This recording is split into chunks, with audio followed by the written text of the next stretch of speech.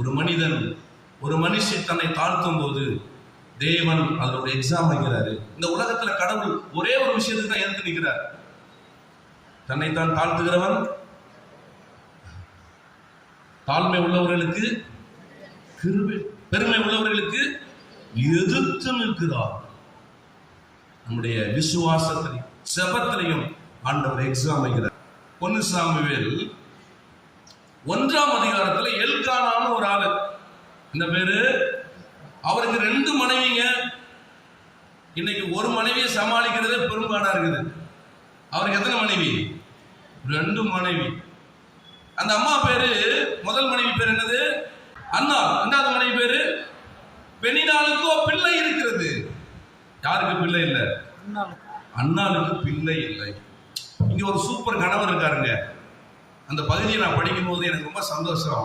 8வது வசனத்துல அந்த அண்ணாள் அழுது கொண்டிருக்கும் போது கணவன் வந்து என்ன சொல்றாரு பாருங்க, வாசிங்க ஒரு ஆளு. அவள் புருஷனாகிய எல்கானா அவளை பார்த்து, அண்ணாளே, ஏன் சாப்பிடாது இருக்கிறாய்? இப்படி கணவர் பைபிள்ல மட்டும்தான் இருப்பாங்க. என்னங்கய்யா, ஏன் அழுகிறாய்? சில இடங்கள்ல ஏன் இன்னும் உசுரோட இருக்கிறாய் அப்படி கேட்கிற கணவர்களா இருக்கிறாங்க. பாருங்க, குழந்தை இல்ல, ஏன் அழுகிறாய்? ஏன் சாப்பிடாது? ஏன்? நானும் இந்த இந்த அதிகாரத்தை உட்கார்ந்து மெடிடேட் பண்ணேன். ஏன் ஆண்டவர் இந்த அம்மா அழுதுட்டே இருக்குது? இன்னொரு 5வது வசனம் நினைக்கிறேன். கர்த்தரோ கற்பத்தை, வாசிங்க.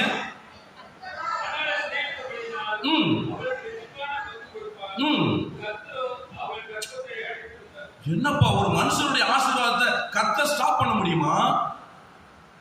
இந்த வசனம் ரொம்ப தெளிவா போட்டிருக்கு. அண்ணாளுடைய கற்பத்தை கர்த்தர் என்ன செஞ்சாராம்? அடைத்து வைத்திருந்தார்.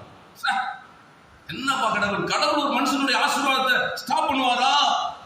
ஸ்டாப் பண்ணுவாரா? ஸ்டாப் பண்ணுவாரு.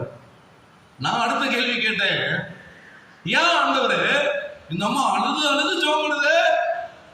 ஆலயத்துல வந்து ஜெபம் பண்ணுது, ஆலயத்துக்கு வந்து அழுது, வீட்டுல கூட அழுகல, எங்க வந்து அழுகுது? ஆலயத்துக்கு வந்து அழுதப்பா, சர்ச்சுக்கு வருதப்பா.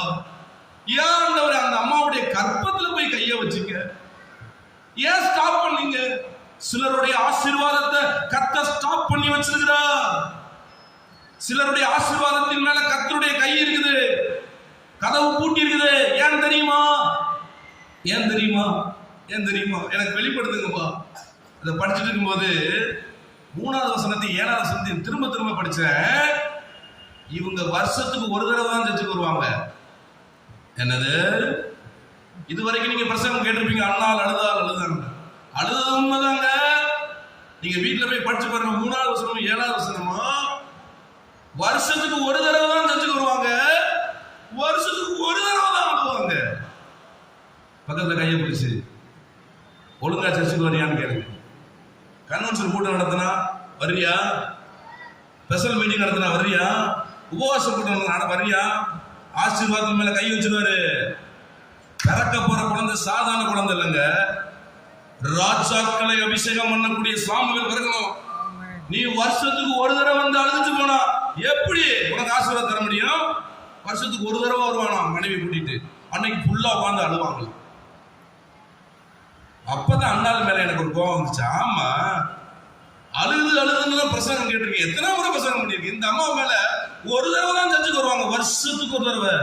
இன்னைக்கும் திருச்சபையில வருஷத்துக்கு ஒரு தடவை வருகிற கிறிஸ்தவர்கள் உண்டு. ஞாயிற்றுக்கிழமை ஆராதனைக்கு மட்டும் சர்ச்சு பக்கம் எட்டி பார்க்கிறார் உண்டு. உனக்கு ஆசீர்வாதத்தின் மேல கர்த்தருடைய கை இருக்கு. கர்த்தரை தேடுவோருக்கோ ஒரு நன்மையும் குறைபடாதுயா. ஒரு நன்மை. சூழ்நிலை மாறிடுங்க. ஈபில வேலை செஞ்ச ஒருத்தர், அதிகாரியா இருந்தவர், கரண்ட்ல ஏதோ கை வச்சு கண்ணு போயிடுச்சுங்க. இன்னைக்கு ஈரோடு பஸ் ஸ்டாண்ட்ல மனைவி பிள்ளைங்க கைவிடப்பட்ட நிலையில யாசகம் பண்ணி கொண்டிருக்கிறார். சூழ்நிலை மாறும், எப்போ கையும் கூட இருக்கும் தெரியாது. ஒரு வாலிப தம்பி வேகமா பைக் ஓட்டிட்டு போயிட்டு இருந்தான். முன்னாடி இருக்கிற பஸ் நின்றுச்சு, போய் அடிச்ச வேகத்துல 2 கண்ணு மட்டும் மண்ணில் வந்து விழுந்துருச்சு.